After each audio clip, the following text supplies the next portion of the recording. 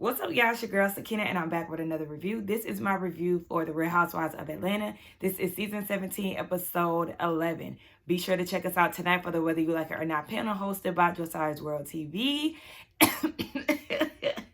It'll be at 8:30 Eastern Standard Time, so make sure that y'all tune in. Now, full warning, I went to go watch the show last night because y'all know I'm not doing two shows in one day, even though pretty much I'm doing that right now. But because of Love Island, goodness, I record Housewives the night that it comes on. But for some reason, my DVR does not record Housewives anymore. And so I have to catch it while it's on. And I end up catching it 15 minutes later. So when y'all see me, what's up, yeah, it's your girl, it's because I had jumped right into where I was at. So yeah, don't judge me. It is what it is, and it's a new day, and so now I'm watching it on Peacock. Let's go ahead and get into it. The episode opens up with Shamia down at Lake Bailey because Cynthia is saying typically Shamia is a good time, but ever since Dallas, something's been off with her. And due to their history, Cynthia feels like she owes it to Shamia to see what's going on. And so they talk about Gerald's party and how Gerald still is talking about it and it was a good time. And so Cynthia was like, well, how did you come up with the guest list for the party? So you get to ask about people's arrangements and invitations and all of that, but let Pinky do it and it's a problem. And I don't even know why Cynthia was asking this because it's very obvious. She did not invite people that she had issues with. Her and Drew are beefing. Her and Angela don't get along. Her and Porsha are in a weird space. It's very clear why certain people were not invited. Duh. Porsha becomes a topic of discussion. Why wasn't she invited? Again, like Shamia said, too much too soon. They want to go at a slow pace. It was very awkward between them right now. And Cynthia was like, well, in all fairness, Porsha invited you to her party. Hey. I don't have a pencil. Remote. You know goddamn well why Porsha invited everybody to the party that she had on episode 1. That was an introduction to the new season. That was for the show. That was a cast event. Shamia's husband's birthday is more of a personal thing. It's not a requirement for everybody to be invited. Like, act like you a fucking veteran on this show. You know exactly what you're doing. And so Shamia was like, yes, Dennis was invited because him and Gerald, they still have a relationship. They do play dates with the girls. And she was like, hell, if Simon was still in the country, he might have been invited. That's where you lose me. That is where you lose me. Because why? Like, you inviting Simon around, I feel like that would do nothing but put you and Porsha in an even more awkward space. You inviting Dennis and the girls being, one of the factors as to why y'all still are in communication with him, understandable. But the whole Simon part, girl, gone. Like, please. So Shamia mentions that her and Porsha had some text messages back and forth after the reunion and things were not that great. Her marriage was brought up and stuff. And so she's like, they don't have to be besties, but she does want to enjoy her time out. And Cynthia was like, that's a personal thing between you and her, so she gonna leave it there. Exactly. So I don't understand why you asked Cynthia. It was just stupid to me. Shamia said that she's stressed out with the whole surrogate thing. She really wants the boy egg to work. And Cynthia was like, so maybe is that some like misdirected energy for some of the girls? Is that the reason why you're stressed? Shamia said, nope, it's not. So yeah, at the end of the day, they hug it out. And we'll just see, because it has been a little weird between Shamia and Cynthia. But sometimes I do feel like Shamia does too much. And I also feel like Cynthia is just on Porsha's side. Like, that's just what it be seeming like. And so we see Kay and Pinky link up. They go out to dinner. And Pinky is celebrating because she is making history with her franchises. She is the first Black woman to franchise a vegan brand. Shout out to her for that. Ma, I'm going to call you back. And so she said good things are really happening for her back to back. And Kay is like, well, people come and go in seasons, and she feels like she's going through a season right now. She says that people have opinions that make you feel like you don't belong. We know that she is talking about Drew. And she said, life is more than a national anthem. If you do right by people, you'll see others' performances. Kay, Like, let's not act like the Star Spangled Banner. Let's not act like the national anthem is not a big deal in some certain capacities. Like, okay, I understand you perform at the Super Bowl, you perform at, certain events. Like, we have very much so historical national anthems like Whitney Houston and, other people. So let's not act like that isn't a big deal. Now, don't get me wrong. A Rich Homie Kwan Memorial is not, a grand stage. But, Drew is booked. And so it's just like, girl, Kay, have you been asked to perform the national anthem anywhere? Like, again, she's always literally shitting on Drew's accomplishments and what she got going on. Like, girl, how about we see you in the studio, okay? And then we could talk. I was cracking up when Pinky said that Kay and Drew should do a versus. But Kay goes into a story about how after she got into it with Drew after the event, her and Shamia end up going out to the club and her mama pulled up too. I said, oh, wow. Okay. Now, she said her mama had her hemmed up in a corner somewhere, giving her a church session for over an hour.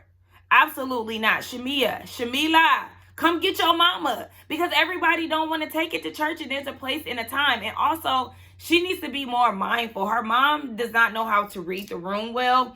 She's very long-winded, and it's just too much. Like, in the club, come on.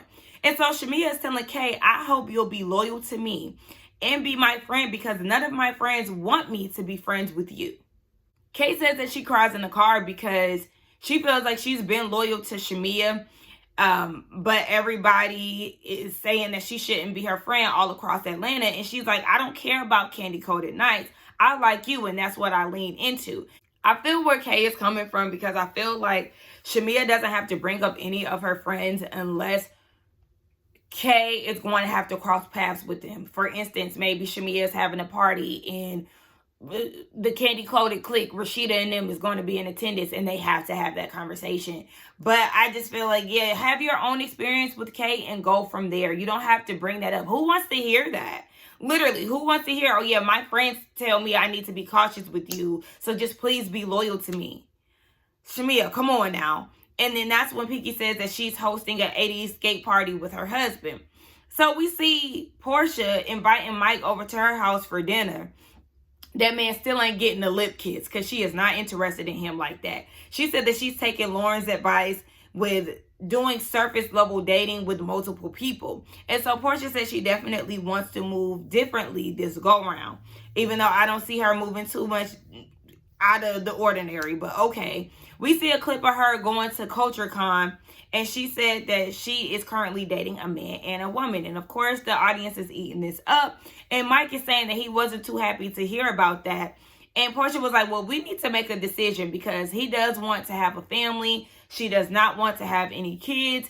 And so, yeah, she's very unsure about going through the IVF process again, because it just was a lot. Girl, don't do it. You don't even like this man like that. So this shouldn't even be up for discussion. So at this point, she asked if he could continue to take it slow with her. And I feel like y'all just wasting a whole lot of time.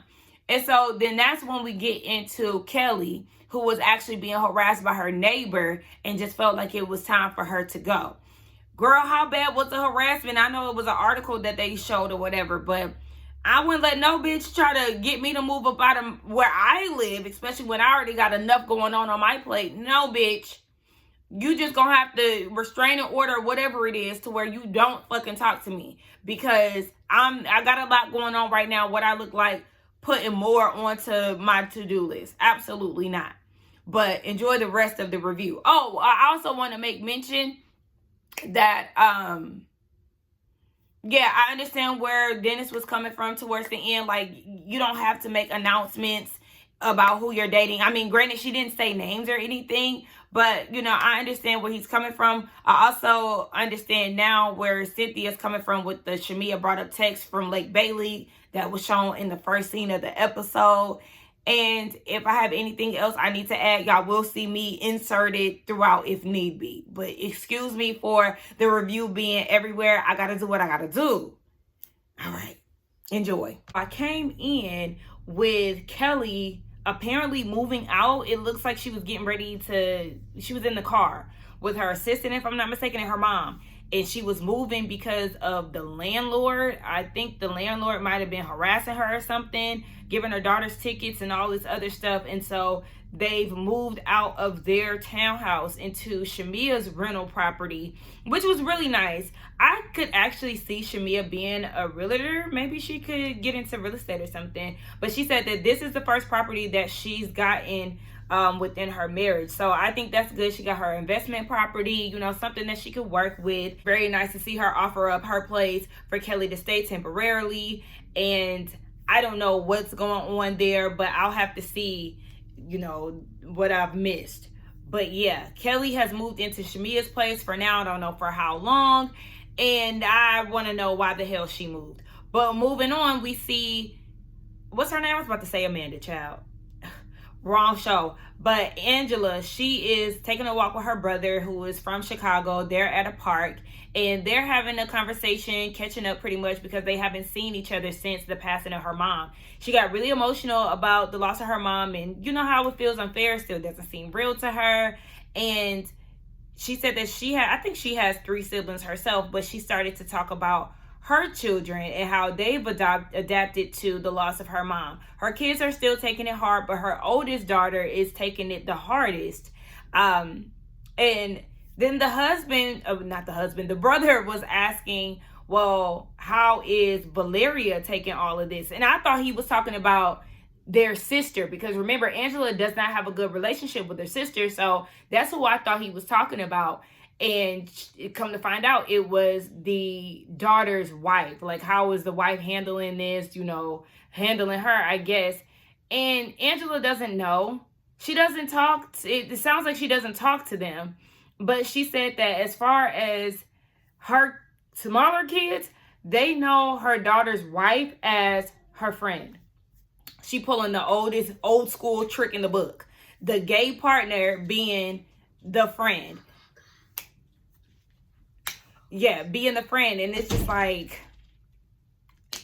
we've gotten down to the bottom of why her daughter snuck off and got married. That's because Angela does not agree with her daughter's lifestyle. And so she felt like she had to sneak behind her brother's back to do so. And I get out. I was just going to ask how much time what happened because go get on it. Go. But how much time do I have? Until I say stop.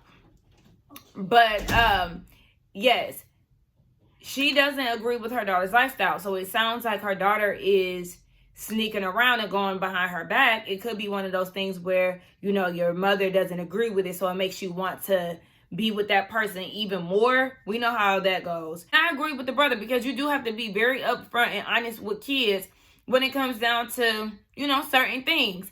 And Angela was like, well, no, that's going to be up to her to explain what's going on to her siblings. Girl, we finally got the answer to the question we've been asking. Yes, Angela doesn't agree with her daughter's lifestyle. And I wonder how many people on her team are LGBTQIA. Also, happy Pride Month. I have not gave a shout out to the people of the community.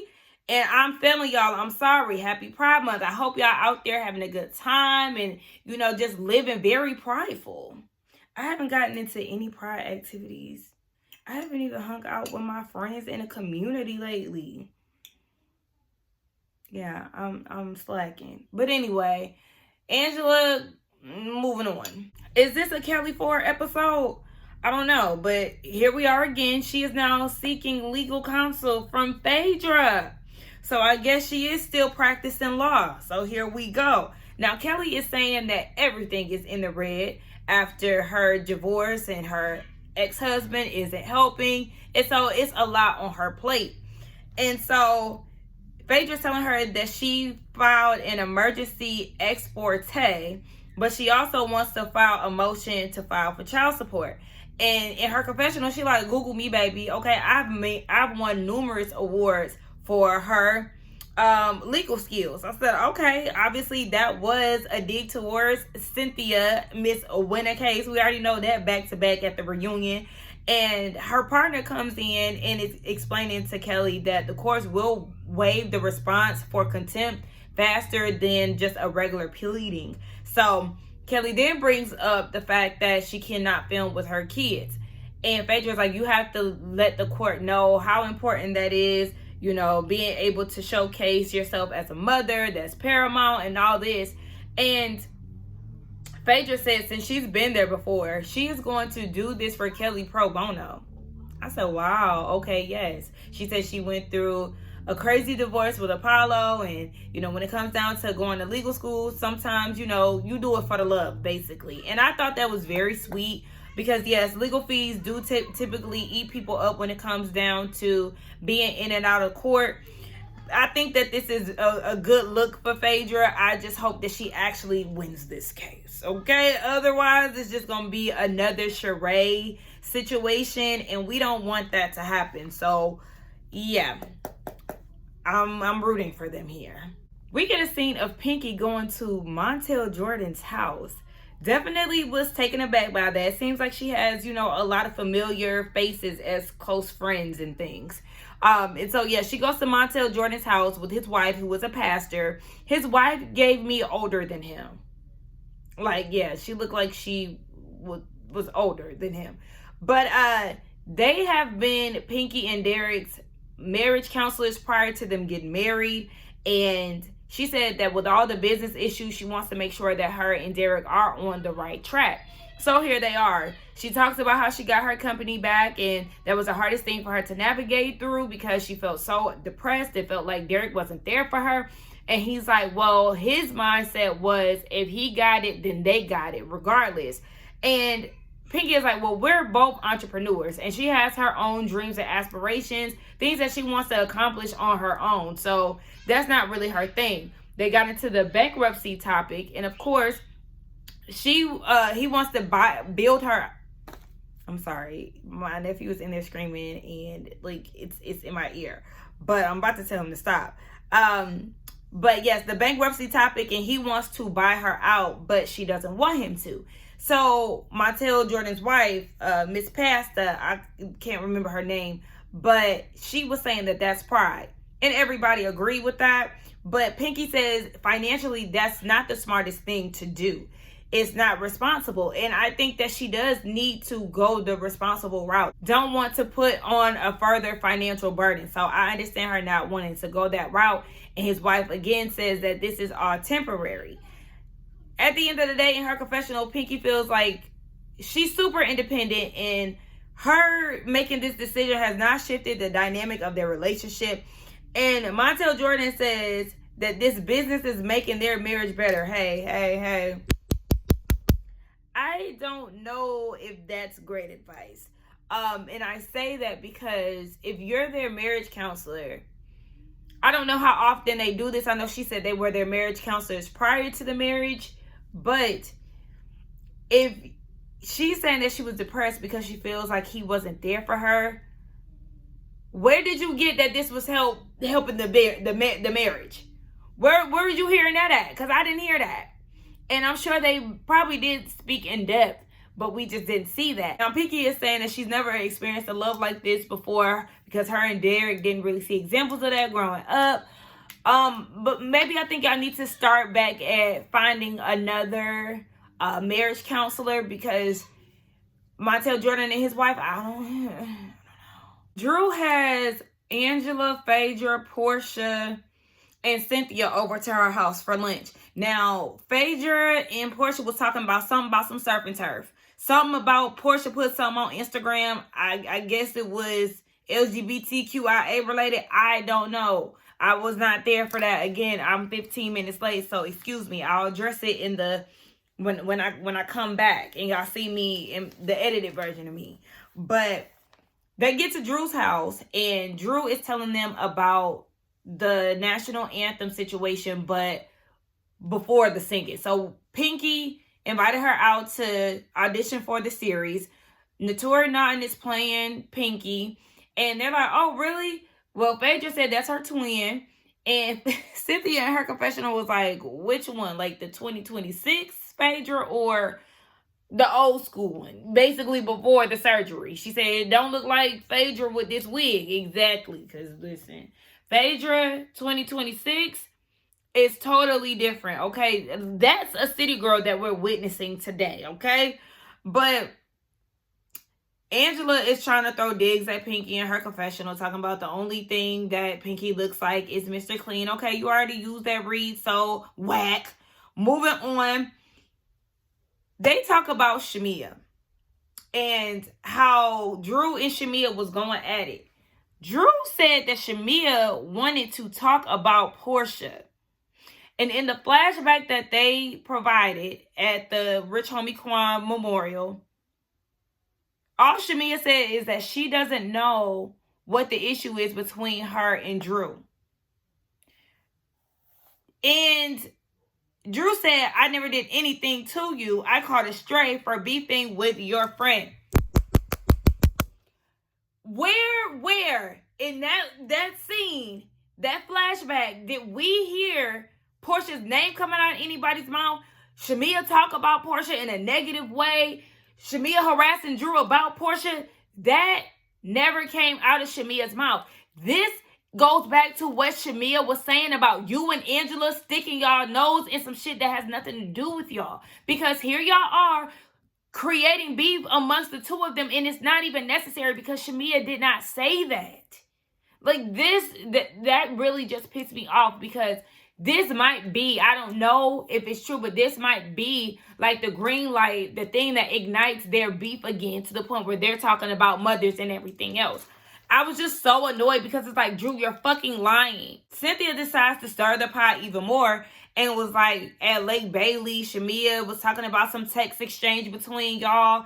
I don't even know. They didn't give a reference to what Cynthia was talking about because I'm like, well, when was the last time that Shamia was at Lake Bailey? I don't know. But yeah, Porsha's not talking about it because it was a private situation. And she said when she's in the presence of Shamia, she's always pleasant. They have a good time. So she's not really trying to give it any energy. Okay, so I'm back. Now that I have the information that I needed as far as Shamia being at Lake Bailey, whatever happened to somebody telling you something and you just being quiet? I've had best friends both come to me about issues that they were having in their friendship, and I never said anything to the other person about it. If party A was bringing up party B, I don't say nothing about it. I just give advice more so on the lines of, well, maybe I should talk. If I even give that, sometimes I'm just a listening ear. Like, damn, you know, that's fucked up. But, you know, what happened to that? And I understand that this is a show, but Shamia and Porsha's relationship is an extremely touchy subject. And sometimes I just feel like, especially with the he say, she say, like less is more. Less silence is enough. Drew talks about how she met them to eat and Kay got up and ran off with her Chanel. And Shamia said, I'm done, and she left. Again, you're not telling the full story. You called Shamia a lapdog, and she didn't want to talk to you anymore because you was name-calling, and so she left. And I understand that also was a result of Shamia trying to make it seem like Drew was actually trying to put black onto Kay. And Drew was like, I haven't been doing that. Here you go, being a lapdog again. So it's just like, Drew, you telling the story all fucking wrong, and it's gonna be a fucking mess later on. But we finally got to see Drew at her house for once, and she did confirm that Rock was down in the basement. They start stumping on the floor and shit. That was funny. Right, let me talk about this before I get to being the crybaby ass Pisces that I can be. So, Pinky is hosting an 80s skate party at Cascade with her husband. She said they really don't have a lot of time to really spend between the two of them. So, you know, they letting their hair down. Speaking of hair, Miss Ma'am got on a wig that her husband asked, is it hot? She said, yes, it's hot as hell. Pass her a Fangie. I said, girl, you are giving me spice right now, okay? This is not just because Spice is Jamaican. It's just coincidental. She was giving me spice with that wig. I said, girl. Now, they talk about some man that showed up for Drew, and I'm like, who the hell is that? So they do a flashback to earlier that day where Drew had a...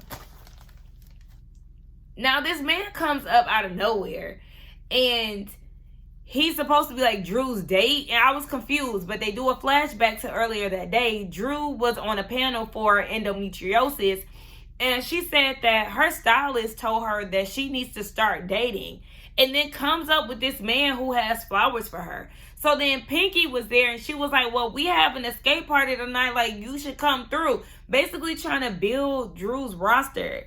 Girl, what?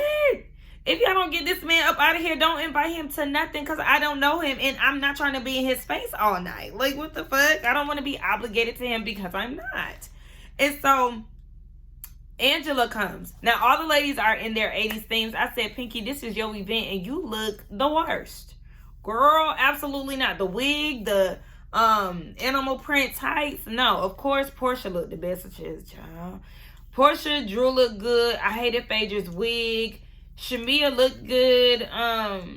You know, she gave us something different with her hair. I feel like her hair was even more 90s than 80s, but I could be wrong. I wasn't born in that era. But yeah, I just remember Kelly's titties looking big, but you know, she's just big breasted, so that's just what it's gonna be. Now Angela gets there. They didn't expect her because it's her mother's anniversary of her passing.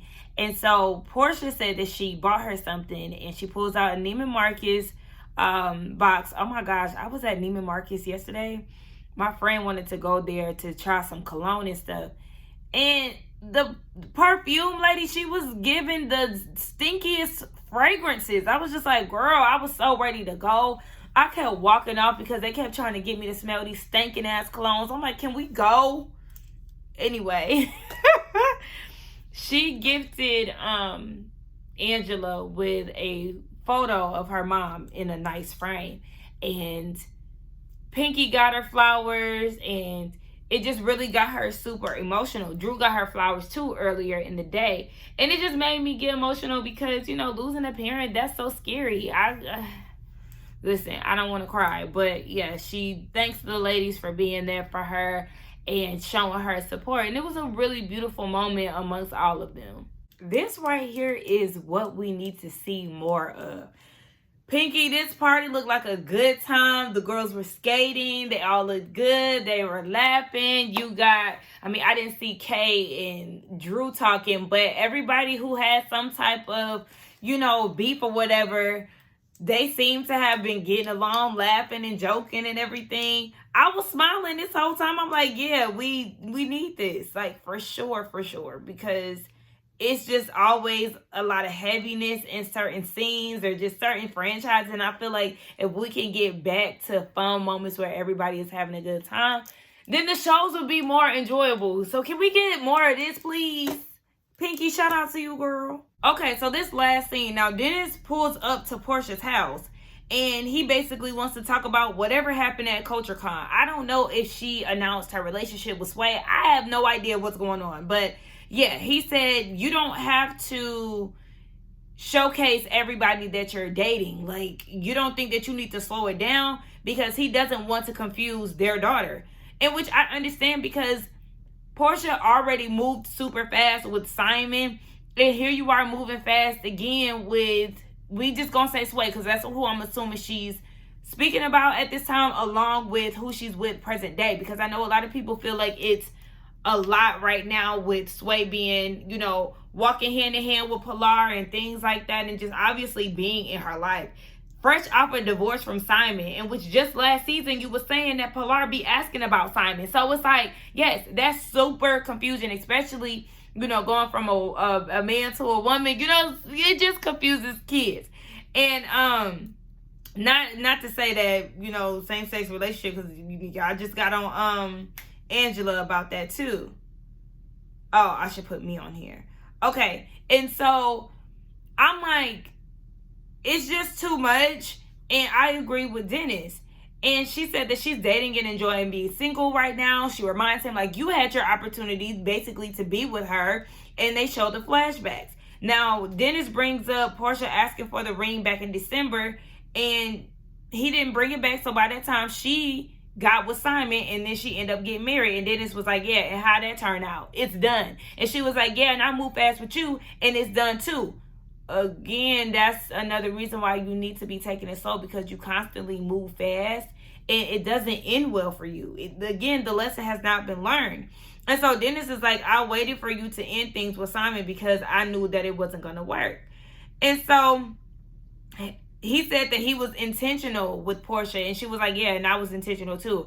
I gave you a baby. I told you that we should start looking at rings. Girl, why was you initiating that stuff in the first place? He was like, yeah, I got it done. Okay, regardless if you got it done or not, it kind of gives more context to the situation, because he probably wasn't ready, but you was, it was fresh, it was new, you was putting those things out there, and boom, y'all got a baby, y'all was engaged and all of that. Now, Dennis brings out the ring, her engagement ring, and was like, yeah, he was holding on to it thinking that they would get back together, but that ain't happening. And so Porsha gets triggered, she starts crying, and she was like, you gave me that engagement ring twice, and you broke off the engagement, meaning, by his antics and stuff like that. And she was like, you're the trauma.